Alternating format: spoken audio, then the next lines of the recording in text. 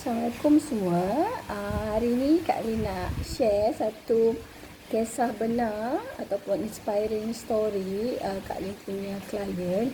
Sebab selalu bila kawan-kawan kat Facebook ke ataupun my client yang message tanya tak adalah duit banyak nak start simpan cash. Sebab bila ramai yang ingat nak kena tunggu banyak baru nak kena menyimpan cash dalam unit trust ni. Sebenarnya tak perlu tunggu duit banyak untuk simpan cash ni. Janji kita mulakan simpan bila kita ada kita punya tujuan kita menyimpan tu besar ataupun tujuan kita menyimpan tu dekat dengan hati kita. Okey, contoh kisah benar klien Kak Lin ni. Masa Kak Lin jumpa dia tu hujung tahun 2014. Tak silap umur dia masa tu 27 tahun. Dan pekerjaan dia seorang kerani. Dan bila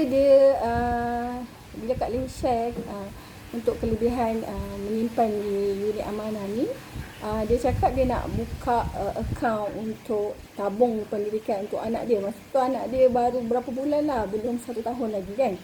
Jadi Kak Lin kata kalau nak buka untuk tabung pendidikan ni, minimum nak buka RM1,000. So dia kata okey, dia boleh buka Kak Lin. Maksudnya saya ada RM1,000 tu daripada dia menyimpan main kutu. So dia ada RM1,000.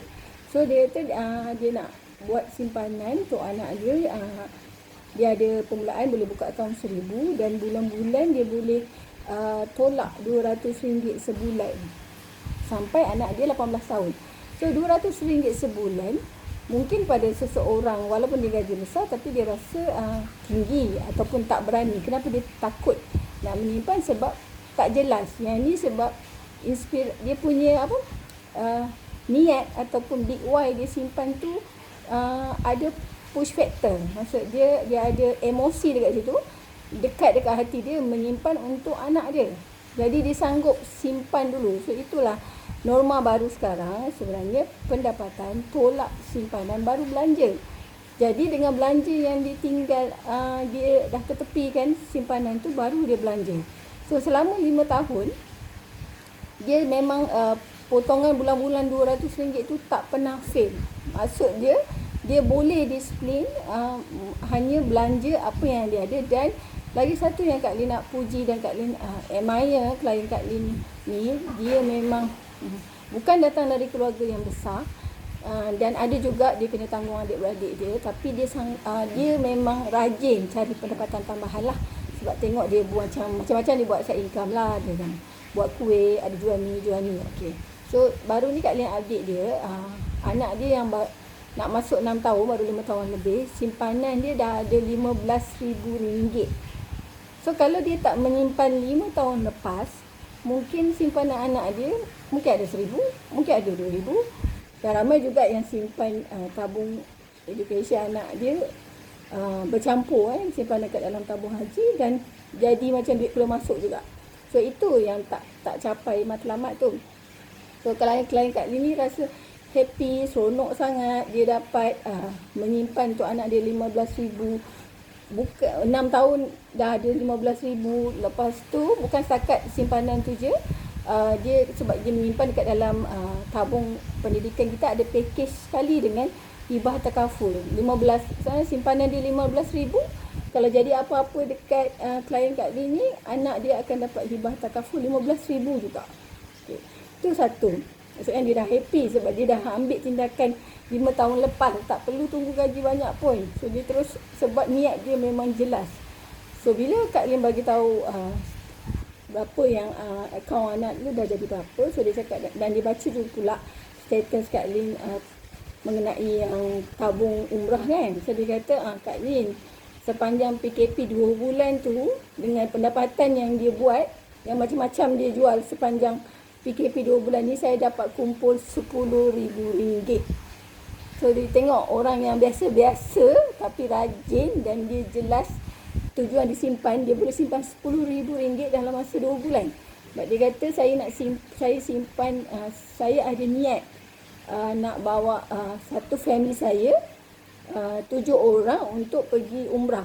So jadi boleh tak tolong Kak Lin tolong kirakan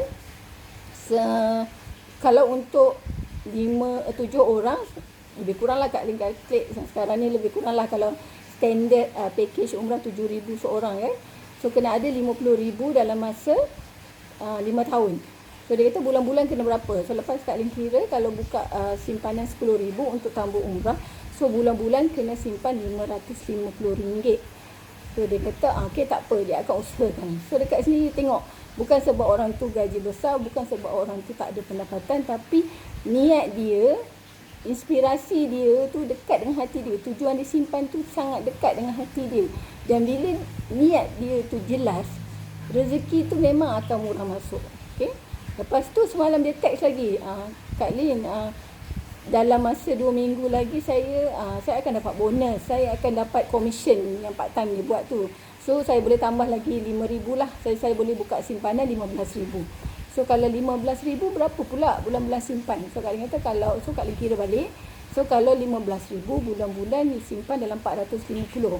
So kira dia dapat jimat RM100 lah kalau buka 10,000, 550 bulan-bulan kan. Kalau dia boleh buka simpanan 15,000 bulan-bulan hanya 450. So dia kata okey, insya-Allah dia boleh, so kurang sikit beban dia.